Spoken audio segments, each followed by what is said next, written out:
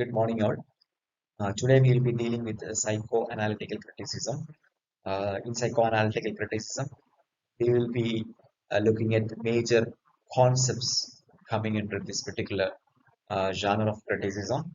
We will begin with psychoanalysis in general uh, as a term which was developed as a term and approach which was developed by Freud and its applications in the neuroscience, exploring mind and looking into the aspects of human experiences. Then we will have a brief run through all the major philosophers or contributors in this field like Lacan, Jung, Freud, and some other theoretical collaborations that happened during 1950s and 60s. And also we will have a look at major terms and terminologies that are discussed in this field of criticism. So let's move to the first slide. Okay, psychoanalytical criticism deals with the text as an expression in an indirect and fictional form of the state of mind and structure of personality of the individual author.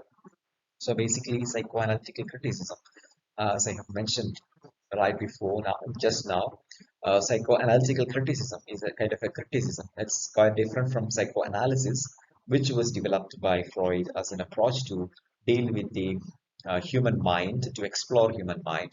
So when it comes to criticism, it will actually make use of those concepts developed by Freud in order to look into the functioning of a human mind and will take those techniques, tools, and apply it in the literary text or in the field of art to decipher the work of mind that has been invested in, that has been involved in creation of a text or an artwork. So, like a psychoanalytical criticism deals with the text. Basically, it deals with the text as an expression of the state of mind and structure of personality of the individual author. So, psychoanalytical criticism basically ചെയ്യുന്നത് ടെക്സ്റ്റിനെ ഒരു expression ആയിട്ട് കാണും. Expression of what? Expression of A state of mind and structure of personality. ഒരു ഓതറുടെ state of mind, അതായത് ഒരു ഓതറിന്റെ മനസ്സിന്റെ expression, മൈൻഡിന്റെ expression ആയിട്ട് ഒരു ടെക്സ്റ്റിനെ കണ്ടുകൊണ്ട് ഓതറിന്റെ ഇന്റൻഷനാലിറ്റി, ഐ മീൻ ഓതറിന്റെ അൺകോൺഷ്യസ്, കോൺഷ്യസ്, വിഷ്യസ്, ഡിസയേഴ്സ്, ഇത്തരത്തിലുള്ള എല്ലാ രീതിയിലുള്ള എന്താ കോൺട്രിബ്യൂഷൻസിനെയും കൺസിഡർ ചെയ്തുകൊണ്ട് ഒരു ടെക്സ്റ്റിനെ വായിക്കുന്നതാണ് സൈക്കോഅനാലിറ്റിക് ചെയ്യുന്നത് ശരിക്കും. It drew inspiration from Romanticism, various aspects of connection between author and the text. So, if you're looking at the earliest inspirations of psychoanalytical criticism, we know that it was developed as a major field of study by Freud, psychoanalysis. Before itself, we know that there are a lot of writers, literary figures like poets, Shelley, Keats, Coleridge. They were all speaking about human mind, the functioning of human mind, even though it was not in a scientific way. They were philosophizing human mind, the functioning of human mind, especially when Coleridge was talking about various kinds of imagination and deep dream, like primary, secondary imagination and fantasy. So they were also talking, I mean, trying to explore the functioning, structural functioning of a human mind. So, and also in Romanticism at large, we can see Shelley Keats, when Shelley was talking about negative capability. See, we know that sorry, Keats was talking about negative capability. He was also speaking about how human mind, the mind of an artist is, or a mind of a writer is working yeah, in the process of a production of a text or a creative entity. So, ഇവിടെ എല്ലാം നമ്മൾ കാണുന്നത്, പ്രത്യേകിച്ച് റൊമാൻറ്റിസിസത്തിൽ നമ്മൾ കാണുന്നത് മനസ്സിന്റെ ഫംഗ്ഷനെ കുറിച്ചും മനസ്സിന്റെ പ്രവർത്തനങ്ങളെ കുറിച്ചൊക്കെ വളരെ ഡീറ്റെയിൽ ആയിട്ട് അവര് സബ്ജക്റ്റീവ് ആയിട്ടാണെങ്കിലും ഡീറ്റെയിൽ ആയിട്ട് ഡിസ്കസ് ചെയ്യുന്നതാണ്. So the inspiration of psychoanalysis can be traced back to the romantic movement or can be located from romantic movement onwards. John Keppel claimed poetry is the indirect expression of some overpowering emotion or ruling taste or feeling, the direct indulgence whereof is somehow repressed. So ഈ സൈക്കോഅനാലിസിൽ കാണുന്ന റിപ്രഷനും അതുപോലെ തന്നെ condensation മുതലായിട്ടുള്ള concepts, വളരെ concrete ആയിട്ടുള്ള concepts, ഇതിന്റെ പല രീതിയിലുള്ള expressions അല്ലെങ്കിൽ അതിനോട് സിനോണിമസ് ആയിട്ടുള്ള പല നോഷൻസും നമുക്ക് ഈ ഒരു ടൈമിൽ നമുക്ക് കാണാൻ പറ്റും, even though it was not a well-defined field. The significant development of this field of study was in the early decades of the 19th century. Okay, let's get to the major figures of psychoanalysis at first. Sigmund Freud ആണ് ഏറ്റവും prominent ആയിട്ടുള്ള figure എന്ന് പറയുന്നത്. He was born in 1856 and he died in 1939, right before the Second World War. Developed the dynamic form of psychology that he called psychoanalysis as a procedure for the analysis and therapy of neurosis. So the basic purpose of developing psychoanalysis was not a literary analysis. Rather, it was to analyze, it was to develop, in order to develop a procedure for the analysis and therapy of neurosis. Neurosis, അല്ലെങ്കിൽ എന്താ mental deviations ആ ഒരു ടൈമിൽ അല്ലെങ്കിൽ 20th സെഞ്ചുറിയിലും 19th സെഞ്ചുറിയിലും medical സയൻസിന്റെ major കൺസേൺസിൽ ഒന്നായിരുന്നു neurosis എന്ന് പറയുന്നത്. So neurosis had various definitions at various points of time. If you're looking at history, especially in Michel Foucault's Madness and Civilization, we find he is he is actually making a genealogical approach towards um, the idea of madness, how it was being treated. Madness was being treated and represented in various stages of history. Like it was at the beginning, it was considered to be possession by, or being possessed by a spirit, a bad spirit. So that we find a lot of exorcism going into that aspect of, I mean, going into treating this particular phenomenon. Then like witch hunting and all those things were part of this. I mean, we have the ancient history. If you're looking at the ancient history, we know that madness അല്ലെങ്കിൽ ന്യൂറോസിസിനെ possession ആയിട്ട് അല്ലെങ്കിൽ ബാധ കയറിയതായിട്ട് എടുക്കും. നമ്മൾ ആ ഫുക്കോയുടെ history of civilization, madness and civilization, ആ ഒരു സ്റ്റേജസ് വളരെ വ്യക്തമായിട്ട് അദ്ദേഹം എക്സ്പ്ലെയിൻ ചെയ്യുന്നുണ്ട്. എങ്ങനെയാണ് ന്യൂറോസിസ് ഓരോ കാലഘട്ടത്തിലും ട്രീറ്റ് ചെയ്യപ്പെട്ടിരുന്നത്, എങ്ങനെയാണ് അത് മെഡിക്കൽ സയൻസിന്റെ ഫീൽഡിലേക്ക് വരുന്നത്, പിന്നീട് അതിനെ ഒരു ഒരു ബയോളജിക്കൽ പ്രോബ്ലം ആയിട്ട്, മെഡിക്കൽ പ്രോബ്ലം ആയിട്ട് കാണുന്നത് എങ്ങനെയാണെന്ന്, അല്ലെങ്കിൽ മനസ്സിന്റെ ഒരു പ്രശ്നമായിട്ട്, ഡീവിയേഷൻ ആയിട്ട് കാണുന്നത് എങ്ങനെയാണെന്നും വളരെ വ്യക്തമായിട്ട് പറയുന്നു. So Freud was one of the key figures in addressing the biological aspect of neurosis and wording of all the superstitious concepts that were around, I mean, that were around this phenomenon called neurosis. So in the introduction to psychoanalysis was a major work contributing in this direction. It was published in 1920. Literature and other arts like dream consists of the imagined or fantasied fulfillment of wishes that are either denied by reality or prohibited by the social standards of the morality and propriety. Okay. ഇനി ഈ introduction to psycho അനാലിസിസിനെ base ചെയ്ത് നമുക്ക് പറയുമ്പോൾ, I mean when we are trying to connect it with the literature, and when we are trying to address the larger topic called psychoanalytical criticism, the literature is being considered as something, or art is considered as something like a dream, which consists of imagined and fantasized fulfillment of wishes that are either denied by reality or prohibited by the social standards of morality and property. As psychoanalytic criticism ശരിക്കും ലിറ്ററേച്ചറിനെ അല്ലെങ്കിൽ ആർട്ടിനെ അല്ലെങ്കിൽ ഡ്രീമിനെ ഒരു imagined അല്ലെങ്കിൽ ഫാന്റസിയുടെ fulfilment of wishes ആയിട്ടാണ് കാണുന്നത്. അതായത് ലിറ്ററേച്ചറിലും അതുപോലെ തന്നെ ആർട്ടിലുമെല്ലാം ഈ ഒരു ഫാന്റസീഡ് ഇമാജിൻഡ് ഫുൾഫിൽമെന്റ് ഓഫ് വിഷസ്, അല്ലെങ്കിൽ crave for the fulfilment of wishes, അല്ലെങ്കിൽ എന്താ ഡിനയൽ ഓഫ് റിയാലിറ്റി അല്ലെങ്കിൽ റിപ്രഷൻ, ഇതുപോലുള്ള സൈക്കോ അനാലിസിസിൽ ഡീൽ ചെയ്യുന്ന എല്ലാ കോൺസെപ്റ്റ്സും ടെക്സ്റ്റുകളിലും ആർട്ട് വർക്കുകളിലും ഡ്രീമുകളിലും അതിനോട് അട്രിബ്യൂട്ട് ചെയ്യുന്ന ഒരു അപ്രോച്ചാണ് ശരിക്കും സൈക്കോ അനാലിറ്റിക്കൽ ക്രിറ്റിസിസം ചെയ്യുന്നത്. They view text as means, or maybe as contents which consist of imagined fantasied fulfillment of wishes. Okay. The chief mechanisms that affect these disguises of unconscious wishes are, ഫ്രോയിഡിനെ നമ്മൾ എടുക്കുമ്പോൾ നമ്മൾ കാണുന്ന major ആയിട്ടുള്ള 3 terms ആണ്. ഒന്ന് condensation, 2 displacement, 3 symbolism. അതായത് Freud ആദ്യം തന്നെ പറയുന്നുണ്ട്, അൺകോൺഷ്യസ് എന്ന് പറയുന്ന കോൺസെപ്റ്റിനെ പുള്ളി ഇൻട്രൊഡ്യൂസ് ചെയ്യുമ്പോൾ തന്നെ പറയുന്നുണ്ട്, ഹ്യൂമൻ മൈൻഡ് അൺകോൺഷ്യസ് എന്ന് പറയുന്ന ഡിസ്ഗൈസ്ഡ് ആയിട്ടുള്ള ഒരു ഫിഗർ ആണ്, ഐ മീൻ ഒരു ലെയർ ആണ്. We don't have any hold on that, we don't have any access to that except through certain ventilations like dreams. So അല്ലാതെ നമുക്ക് അൺകോൺഷ്യസിനെ നമുക്ക് എക്സ്പ്ലോർ ചെയ്യാൻ വേറെ ഒരു വഴിയുമില്ല. So it is A repository, അല്ലെങ്കിൽ ഇതൊരു ഗോഡൌൺ ആണ്. It's A repository of load of unfulfilled wishes, unpleasant desires, ഇതുപോലുള്ള നമ്മൾ ഹൈഡ് ചെയ്യാൻ ശ്രമിക്കുന്ന, അല്ലെങ്കിൽ നമ്മൾ ഇഷ്ടപ്പെടാൻ ആഗ്രഹിക്കാത്ത അൺപ്ലസന്റ് ആയിട്ടുള്ള എല്ലാ രീതിയിലുള്ള എക്സ്പീരിയൻസിനെയും ഡിസയേഴ്സിനെയും വിഷസിനെയും ഒക്കെ കൊണ്ട് ഡിപ്പോസിറ്റ് ചെയ്യുന്ന, അല്ലെങ്കിൽ ഡിസ്പോസ് ചെയ്യുന്ന ഒരു സ്ഥലമാണ് അൺകോൺഷ്യസ് എന്ന് പറയുന്നത്. So it is very difficult to get access to this unconscious. So ഈ അൺകോൺഷ്യസിൽ നിന്നും പുറത്തു വരുന്ന, അല്ല അൺകോൺഷ്യസിൽ നടക്കുന്ന പ്രവർത്തനങ്ങളെ മെയിൻ ആയിട്ടും മൂന്ന് രീതിയിൽ, അൺകോൺഷ്യസിന്റെ ഡിസ്ഗൈസിങ് പ്രോസസ്, അല്ലെങ്കിൽ അൺകോൺഷ്യസിന്റെ ഈ ഒരു മായികമായിട്ടുള്ള സംഭവം, കണ്ടന്റുകളെ വേറെ രീതിയിലാക്കുന്ന, അല്ലെങ്കിൽ അൺകോൺഷ്യസിന്റെ ഫംഗ്ഷനാലിറ്റി എന്ന് പറയാം. അൺകോൺഷ്യസിന്റെ ഫംഗ്ഷനാലിറ്റി മൂന്ന് രീതിയിലാണ് ശരിക്കും ഫ്രോയിഡ് പ്രസന്റ് ചെയ്യുന്നത്. ഒന്ന് കണ്ടൻസേഷൻ, രണ്ട് ഡിസ്പ്ലേസ്മെന്റ്, മൂന്ന് സിംപലിസം. ഈ മൂന്ന് ടേംസും ഓർത്തിരിക്കുക. എന്താണ് condensation? The omission of the part of unconscious material and the fusion of several unconscious elements into a single entity. അതാണ് കണ്ടൻസേഷൻ എന്ന് പറയുന്നത്. ഇതിൽ രണ്ട് ടേംസ് ഇമ്പോർട്ടന്റ് ആണ്. ഒന്ന് ഒമിഷൻ, രണ്ട് ഫ്യൂഷൻ. അതായത് കണ്ടൻസേഷൻ നടക്കുന്നത് എന്താണെന്ന് വെച്ചാൽ it is A process of unconscious. Okay, ഇത് അൺകോൺഷ്യസിൽ നടക്കുന്ന ഒരു പ്രോസസ് ആണ്. നമ്മുടെ ഒരു നമ്മുടെ ഒരു അൺപ്ലസന്റ് ആയിട്ടുള്ള ഒരു ഡ്രീം അല്ല, ഒരു ഡ്രൈവ് അല്ലെങ്കിൽ ഒരു വിഷൻ അൺകോൺഷ്യസിലേക്ക് പോകുമ്പോൾ എന്താണ് സംഭവിക്കാൻ പോകുന്നതാണ് ഇതിനകത്ത് പറയുന്നത്.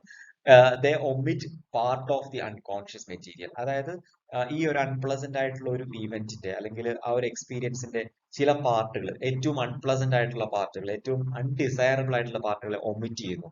അതിനുശേഷം fusion of several unconscious elements into A single entity. ഇതുപോലെ നമ്മുടെ ഓൾറെഡി മൈൻഡിൽ കിടക്കുന്ന, നമ്മുടെ അൺകോൺഷ്യസ് മൈൻഡിൽ കിടക്കുന്ന പല അൺപ്ലസന്റ് ആയിട്ടുള്ള അവസ്ഥകളെ ഒരുമിച്ച് ചേർത്ത് ഒരു ഫ്യൂഷൻ, ഒരു സിംഗിൾ എൻറ്റിറ്റി ആയിട്ട് ഉണ്ടാക്കും. ഇതാണ് കണ്ടൻസേഷൻ എന്ന് പറയുന്നത്. It is happening in the unconscious. This condensation is actually A process of unconscious in which all these materials are being treated in different ways. Like some of the parts of these materials in the sense contents are omitted, some of the part of the and the rest of the parts are fused together into making into a single entity.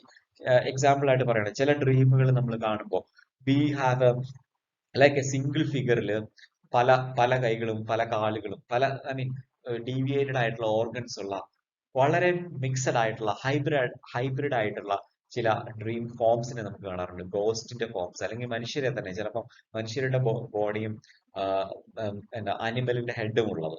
അങ്ങനെയുള്ള പല രീതിയിലുള്ള വളരെ വിചിത്രമായിട്ടുള്ള, വളരെ mysterious ആയിട്ടുള്ള പല dreams, പല images നമ്മുടെ ഡ്രീമിൽ വരാറുണ്ട്. So these are all part of condensation process. And displacement അടുത്ത പ്രോസസ് ആണ്. The substitution for an unconscious object of desire by one that is acceptable to the unconscious mind. ഇതും വളരെ ഫ്രീക്വന്റ് ആയിട്ട് നമ്മൾ ഡ്രീംസിൽ കാണുന്ന ഒരു കാര്യമാണ്. അതായത് നമ്മുടെ അൺകോൺഷ്യസ് മൈൻഡിൽ, അക്കോർഡിംഗ് ടു ഫ്രോയിഡ്, അൺകോൺഷ്യസ് മൈൻഡിൽ നമ്മൾ റിപ്രസ് ചെയ്ത് വെച്ചിരിക്കുന്ന, ഡെപ്പോസിറ്റ് വെച്ചിരിക്കുന്ന അൺപ്ലസന്റ് ആയിട്ടുള്ള അവസ്ഥകൾക്ക് പുറത്തേക്ക് വരണം. So they cannot come out as they are. അതിൻ്റെതായിട്ടുള്ള രൂപത്തിൽ അത് പുറത്തു വരാൻ പറ്റില്ല. അപ്പൊ എന്ത് ചെയ്യും? They will make a change in their dressing, in their appearance or attire. So they will come out in a more desirable form, അല്ലെങ്കിൽ കുറച്ചുകൂടെ അക്സെപ്റ്റബിൾ ആയിട്ടുള്ള ഒരു ഫോമിൽ അത് നമ്മുടെ മുമ്പിലേക്ക്, അല്ലെങ്കിൽ നമ്മുടെ ഡ്രീംസിലൂടെ പുറത്തു വരും. ഫോർ എക്സാമ്പിൾ, ഏറ്റവും ഫ്രീക്വന്റ് ആയിട്ട് ഫ്രോയിഡ് തന്നെ ഉപയോഗിക്കുന്നത് ബലൂൺസിന്റെ ഒരു ഒരു സിമ്പിൾ ആണ്. അത് ബലൂൺസ് എന്ന് പറയുന്നത് വളരെ വളരെ നാച്ചുറൽ ആയിട്ടുള്ള, വളരെ ഓർഡിനറി ആയിട്ടുള്ള ഒരു ഒബ്ജക്റ്റ് ആണ്. പക്ഷെ according to Freud, if you are dreaming balloons, he's telling that these are all symbols of your sexual drives, which cannot be expressed in the public, before a public audience, or which cannot be which cannot be brought into the public sphere. So these things will be condensed or displaced with a more desirable form, like of a balloon. So balloon പുള്ളി അതുപോലെ കപ്പും സോസറും ഈ dream interpretation of ഡ്രീംസിൽ പറയുന്ന contents displaced ആയിട്ടുള്ള എലമെന്റ്സിന്റെ example, സിമ്പിൾസിന്റെ example ആണ് ഇതൊക്കെ.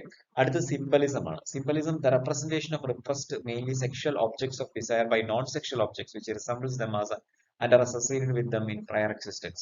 അതായത് സിംബലിസവും ഡിസ്പ്ലേസ്മെന്റും ആയിട്ട് വളരെ ക്ലോസ്ഡ് ആണ്. ഡിസ്പ്ലേസ്മെന്റ് എന്ന് പറഞ്ഞാൽ പ്രോസസ് ആണ്.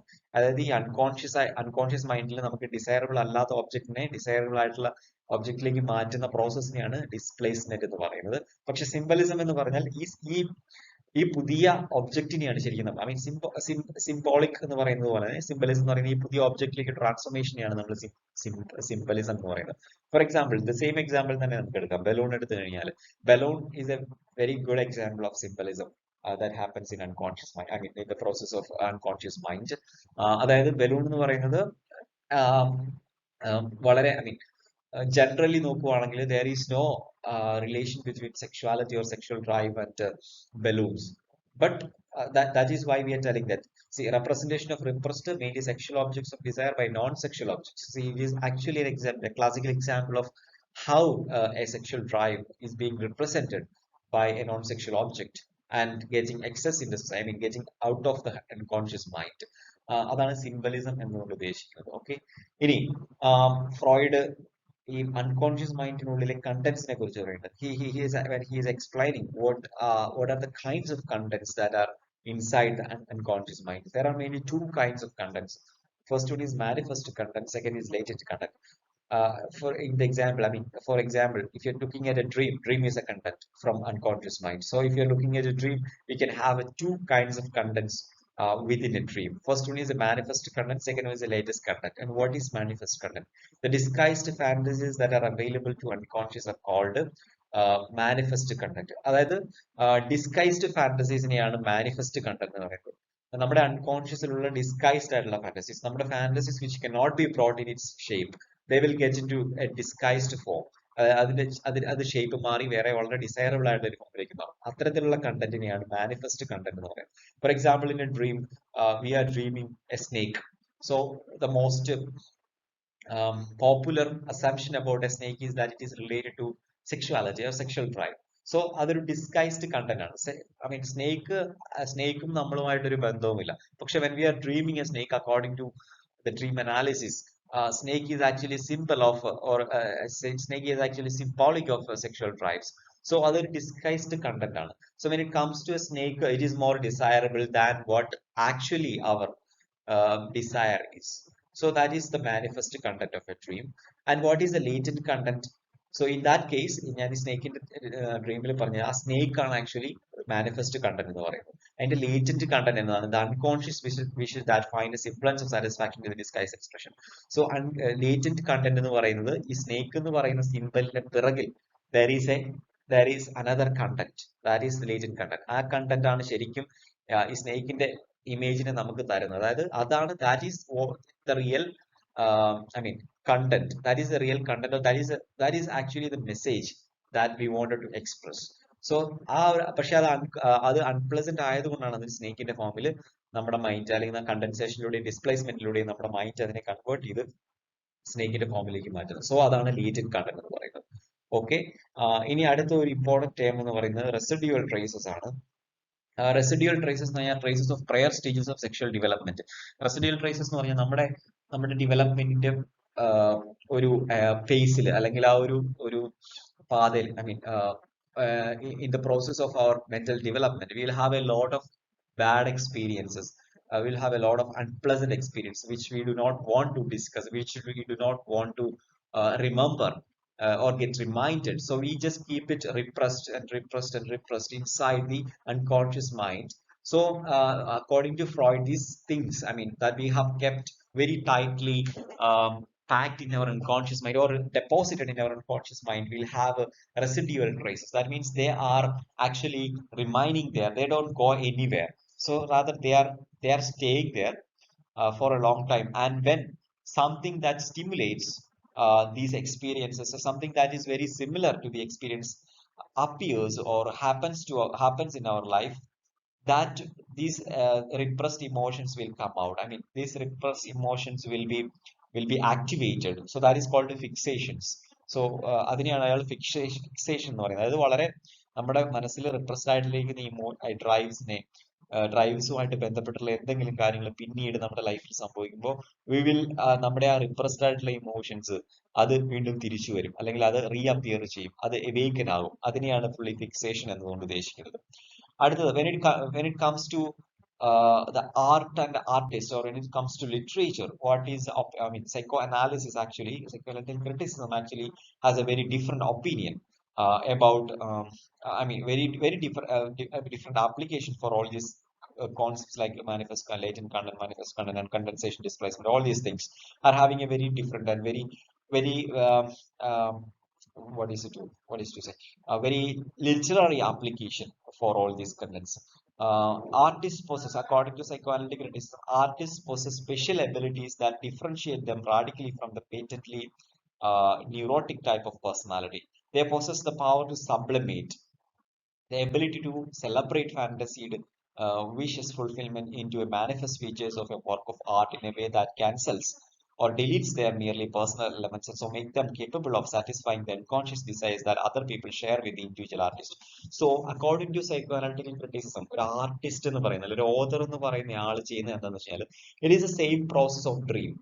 അതായത് അക്കോർഡിംഗ് ടു സൈക്കോ അനാലിസിസ് ഒരു ആർട്ടിസ്റ്റ് ഒരു ക്രിയേറ്റ് ചെയ്യുമ്പോൾ, ഒരു ടെക്സ്റ്റ് എഴുതുമ്പോൾ അയാളുടെ അൺഡിസൈറബിൾ ആയിട്ടുള്ള അല്ലെങ്കിൽ അയാളുടെ അൺപ്ലസന്റ് ആയിട്ടുള്ള എക്സ്പീരിയൻസസിനെയും ഡ്രൈവ്സിനെയും അയാൾ ഈ ടെക്സ്റ്റിലേക്ക് കൊണ്ടുവന്ന് അതിനെ ഡിസ്കൈസ്ഡ് ഫോമിൽ പ്രസന്റ് ചെയ്യുന്നു. ഡിസ്കൈസ്ഡ് ഫോമിൽ പ്രസന്റ് ചെയ്യുമ്പോൾ ആർട്ടിസ്റ്റിന്റെ ഏറ്റവും വലിയ ക്വാളിറ്റി എന്താണെന്ന് വെച്ച് കഴിഞ്ഞാല് അല്ലെങ്കിൽ എന്താ പവർ ടു സബ്ലിമേറ്റ് എന്നാണ്. അതായത് ഈ ഒരു പ്രോസസ് നമ്മുടെ ഡ്രീമിൽ നടക്കുന്ന ഈ ഒരു പ്രോസസ്സ് വളരെ കോൺഷ്യസ് ആയിട്ട് അല്ലെങ്കിൽ വളരെ ബ്രില്യന്റ്ലി ഒരു ആർട്ടിസ്റ്റ് അയാളുടെ വർക്കിലൂടെ ചെയ്യുകയാണ്. സോ ഈ ഡ്രീമിന്റെ അതേ പാരലൽ ആയിട്ടുള്ള ഒരു ആക്ടിവിറ്റി അല്ലെങ്കിൽ ഫംഗ്ഷൻ ആണ് ഒരു ആർട്ടിസ്റ്റിക് ക്രിയേഷനിൽ നടക്കുന്നതെന്നാണ് സൈക്കോളജിക്കൽ ക്രിറ്റിസിസം പറയുന്നത്. The delete and conceals all his personal, I mean ആർട്ടിസ്റ്റിന്റെ പേഴ്സണൽ ആയിട്ടുള്ള എലമെന്റ്സിനെ എല്ലാം ഡിലീറ്റ് ചെയ്ത് it will be given to the readers, and finally when the readers are reading this, they also get a kind of consolation.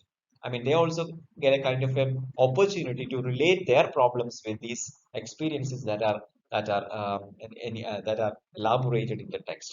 അതുകൊണ്ടാണ് ആർട്ടിസ്റ്റിനെ സൈക്കോഅനാലിറ്റിക്കൽ criticism വളരെ high റിഗാർഡിൽ കാണുന്നത്. So they are like they are very brilliant, very unique personalities, അല്ലെങ്കിൽ very unique talents, that they have the capacity to convert these unpleasant experiences in their life into an artistic work whereby that can be served to the readers, and in that process, in that process of reading, readers can actually relate their problems with these experiences that are given here. So ഒരു impersonization നടക്കുന്നുണ്ട് അതിനകത്ത്. അത് നമ്മൾ നേരത്തെ നമ്മൾ TS-Elite-ലൊക്കെ കാണുന്ന ഒരു ഇംപേഴ്സണൈസേഷൻ ശരിക്കും ഈ ഒരു പ്രോസസ്സിൽ സൈക്കോഅനാലിറ്റിക്കൽ ക്രിറ്റിസിസം പറഞ്ഞു വെക്കുന്നുണ്ട് ആർട്ടിസ്റ്റിന്റെ ഒരു ക്വാളിറ്റി ആയിട്ട്.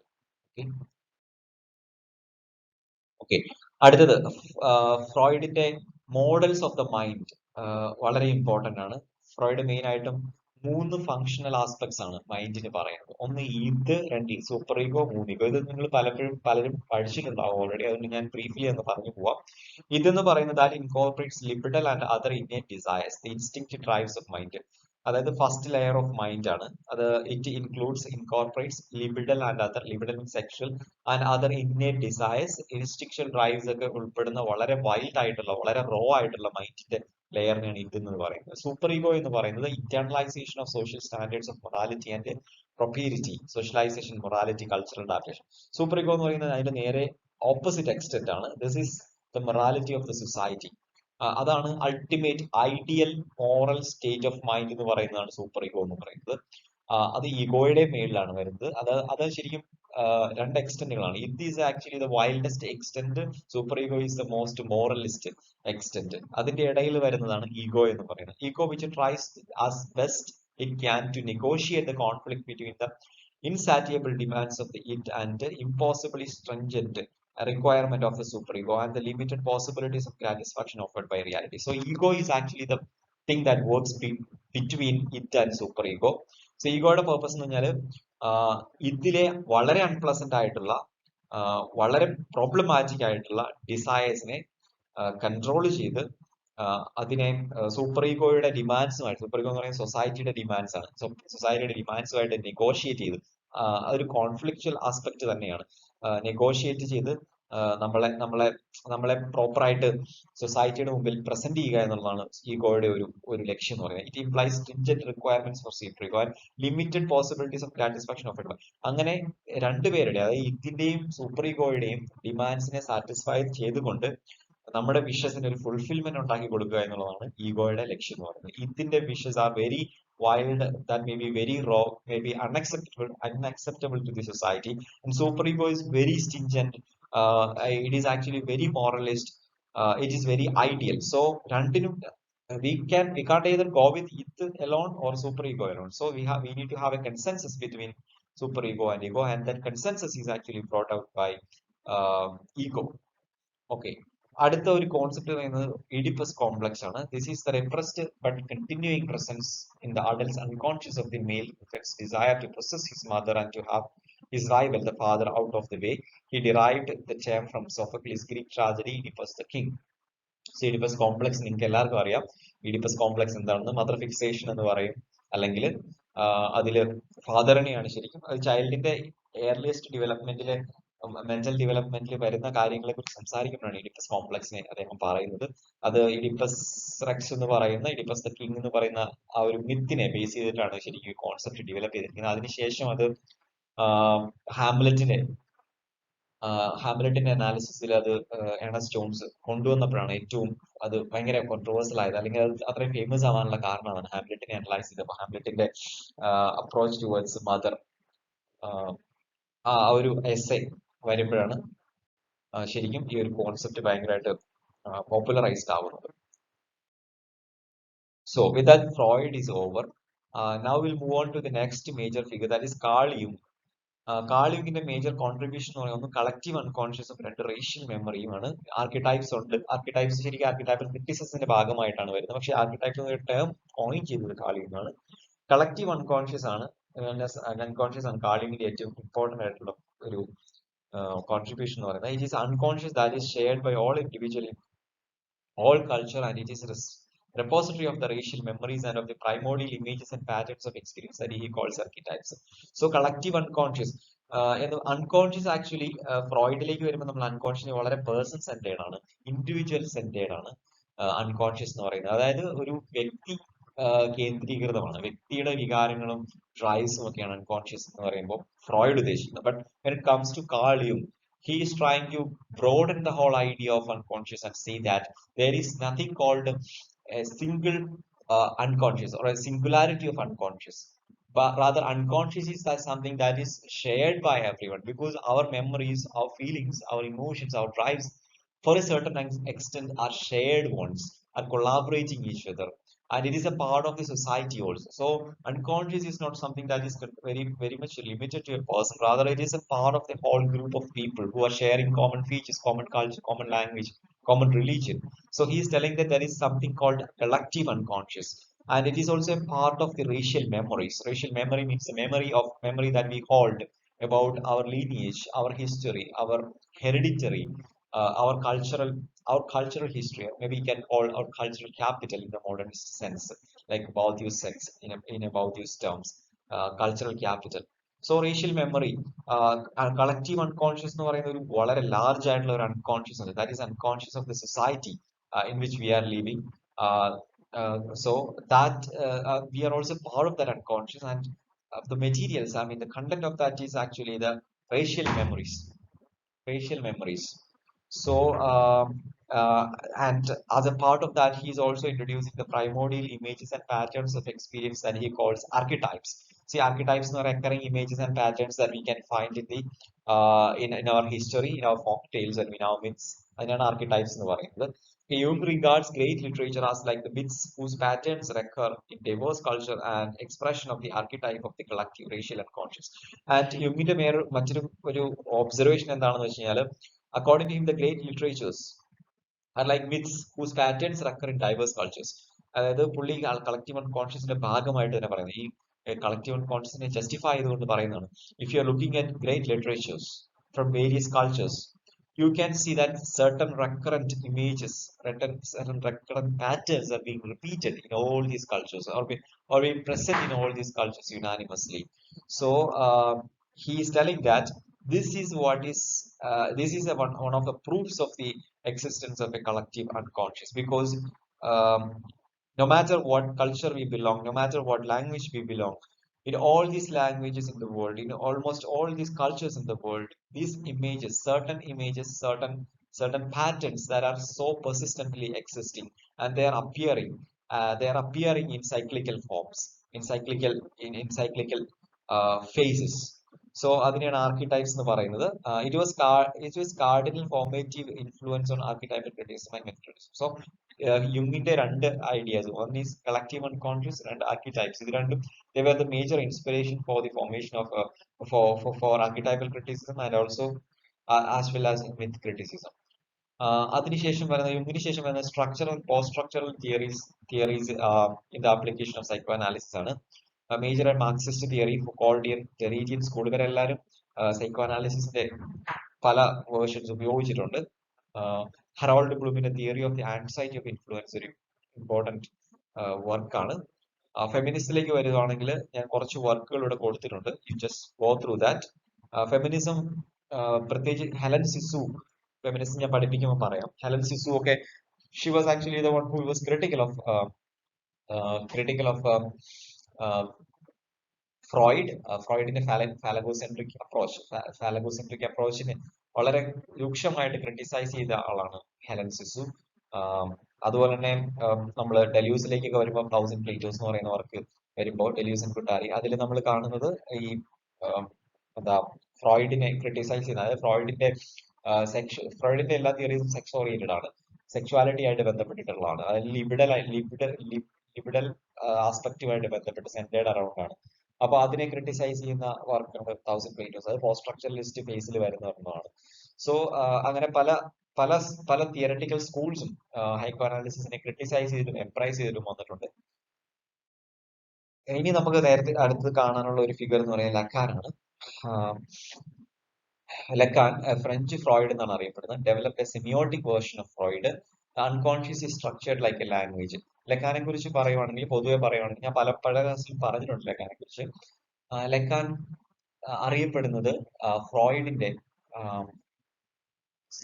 ഡെവലപ്മെന്റ് ഓഫ് മൈൻഡ് തിയറി, അതുപോലെ തന്നെ ഈഡിപ്പസ് കോംപ്ലക്സ്, പിന്നെ ഫാലഗോസെൻട്രിസം, മദർ ഫിക്സേഷൻ, ഇതുപോലുള്ള കാര്യങ്ങളെയൊക്കെ ഒരു കുറച്ചുകൂടെ കൺവീനിയന്റ് ആയിട്ടുള്ള, റാഷണൽ ആയിട്ടുള്ള ഒരു ജസ്റ്റിഫിക്കേഷനിലേക്ക് കൊണ്ടുവന്നു എന്നുള്ളതാണ് ലക്കാന്റെ ഏറ്റവും വലിയ പ്രത്യേകത.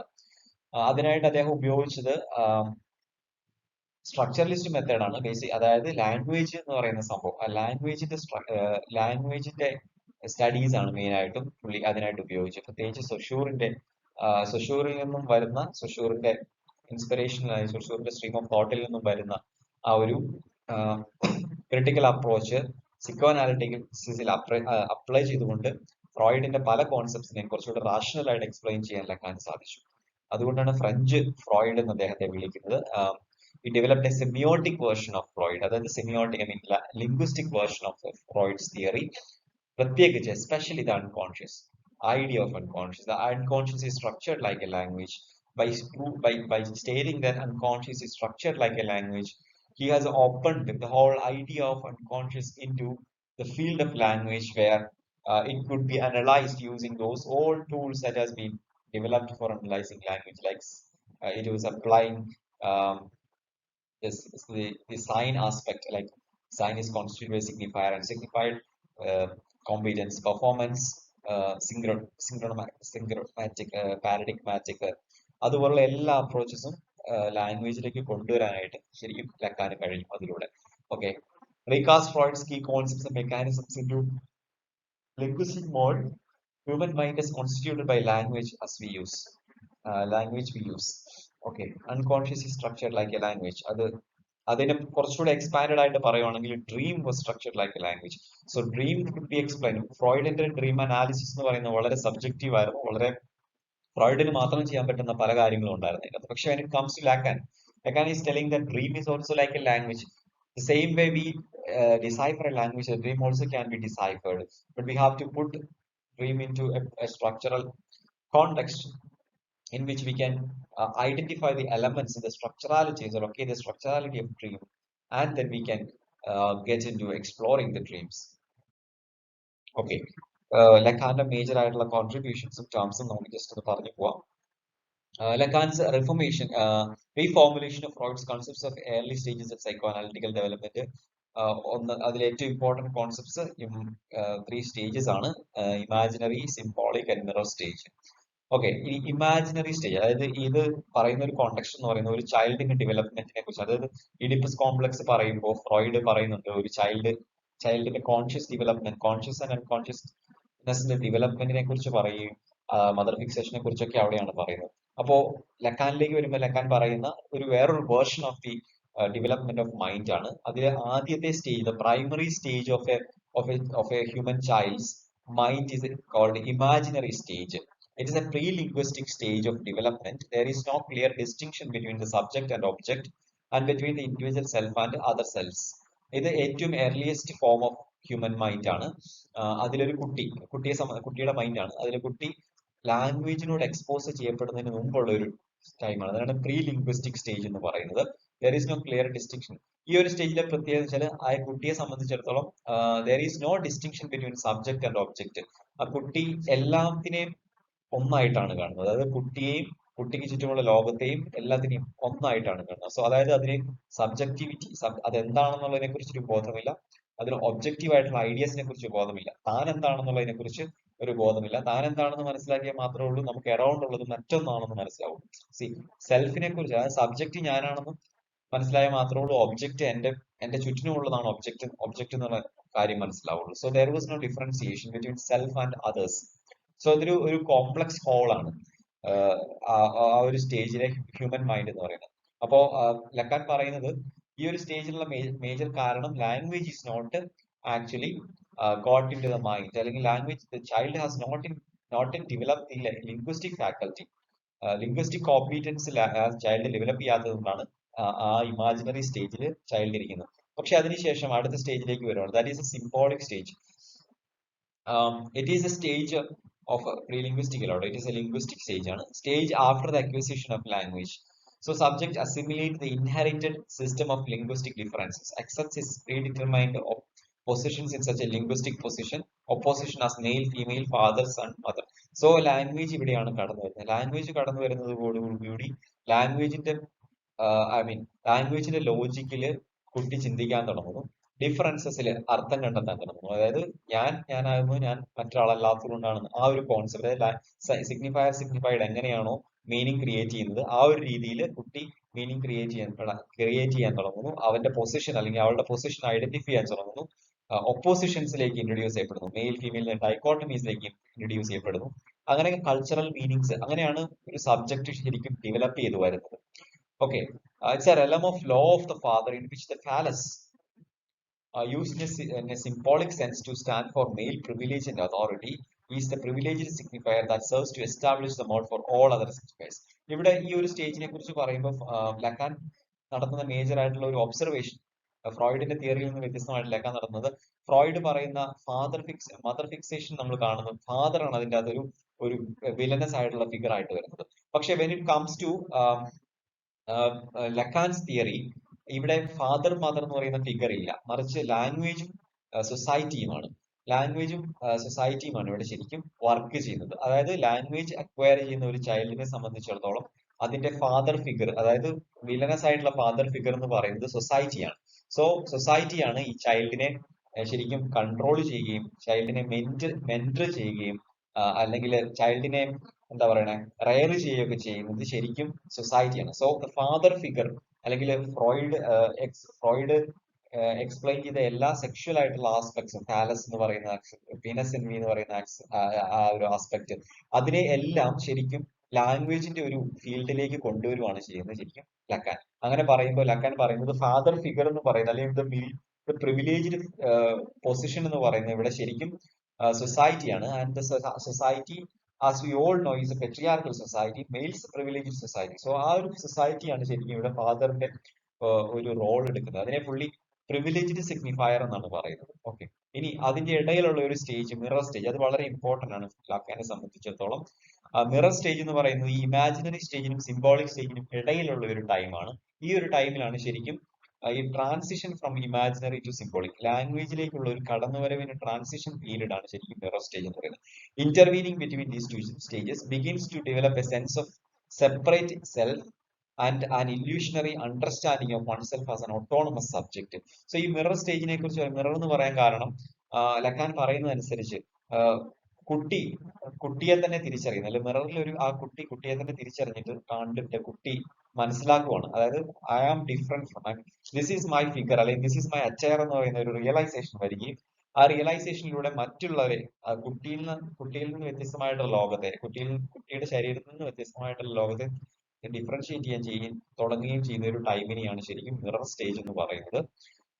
ഓക്കെ, അത് വളരെ ഇമ്പോർട്ടന്റ് ആയിട്ടുള്ള ഒരു സ്റ്റേജ് ആണ്, റിയലൈസേഷന്റെ ഒരു സ്റ്റേജ് ആണ് എന്ന് ശരിക്കും ലക്കാൻ പറയുന്നു. Okay, Um, okay.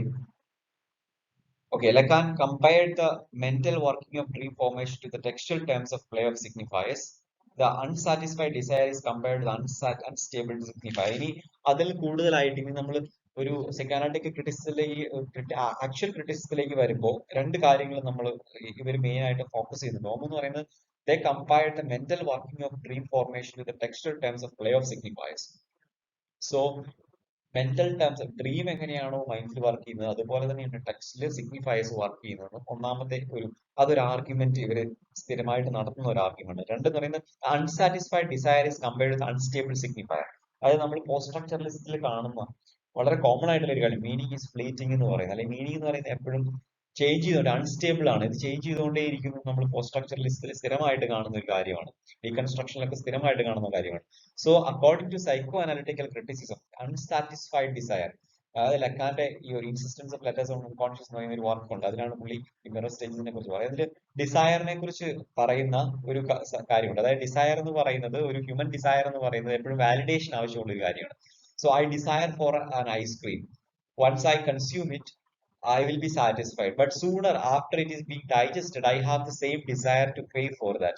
സോ ആ ഡിസയർ എന്ന് പറയുന്നത് റെക്കറന്റ് ആയിട്ടുള്ള ഒരു ആസ്പെക്ട് ആണ്. ഡിസയർ ഒരിക്കലും സാറ്റിസ്ഫൈ ചെയ്യപ്പെടുന്നില്ല. എല്ലാ ഡിസയറുകളും തന്നെ അൺസാറ്റിസ്ഫൈഡ് ആയിട്ട് പോവാണ്. നമുക്ക് ഒരിക്കലും ഒരു ഡിസയറിനെ 100% സാറ്റിസ്ഫൈ ചെയ്യാൻ പറ്റില്ല. അതുകൊണ്ട് തന്നെ അത് വീണ്ടും റീഅപ്പിയർ ചെയ്തുകൊണ്ടിരിക്കും. അതുപോലെ തന്നെയാണ് meaning. Meaning cannot be conceived in its fullest form. Meaning is always unstable. We have one meaning and after that that meaning is being proved to be not the exact meaning, so we will go chasing behind another meaning. So ഈ ഒരു comparison, ഈ ഒരു unsatisfied ഡിസയറും unstable സിഗ്നിഫയറും തമ്മിലുള്ള ഒരു comparison ഈ psycho analytical ക്രിറ്റിസിസത്തിൽ വരുന്നുണ്ട്. Coming to analysing text. So ഇതൊക്കെയാണ് ബ്രീഫ്ലി നമ്മൾ സൈക്കോ അനാലിറ്റിക്കൽ ക്രിറ്റിസിസത്തെ കുറിച്ച് പഠിക്കുന്നത്. ഇതിലെ മേജർ കോൺസെപ്റ്റ്സ് ഒക്കെ ഓർത്തിരിക്കുക, ആളുകളെ ഓർത്തിരിക്കുക. ഞാൻ കുറച്ച് ടെക്സ്റ്റുകൾ അവിടെ കൊടുത്തിട്ടുണ്ട്, അതിനെക്കുറിച്ച് അതും ഒന്ന് ഓർത്തിരിക്കുക. Okay then, thanks.